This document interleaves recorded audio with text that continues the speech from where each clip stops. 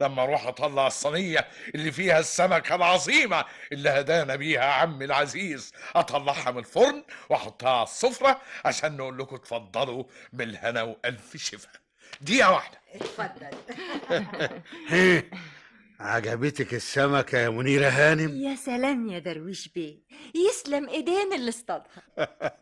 مش كده برضو يا منيرة هانم؟ طبعا. على العموم أنا فخور إن عرفت أصطادها، لأن النوع ده بالذات صعب جدا صيده. يا سلام. طبعا درويش يا منيرة بقى محترف صيد، ومفيش نوع من السمك يعصلج معاه أبدا. بسم الله ما شاء الله.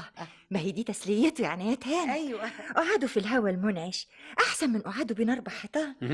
وبيقولوا كمان ان صيد السمك بيعلم الصبر. يا سلام يا عمي على السمكه اللي حضرتك اصطادتها، طلع من الفرن بتلعلع. عجبتك أوي بالشكل ده يا جلال يا ابني؟ هي عجبتني بعالي يا عمي، دي هايله. ده انا كنت هاكل منها حته وهي نيه، لولا ان منيره طبعا منعتني. طب ما تقرب كده وتوريها لي. الله، مالك شايل الطبق اللي فوق كده يا جلال؟ حالا هوريها لك يا مرات عمي لما احطها لحضرتك كده في وسط السفره واحنا قاعدين حواليها، ويكون بقيه الضيوف جم عشان نشوفها كلنا مره واحده.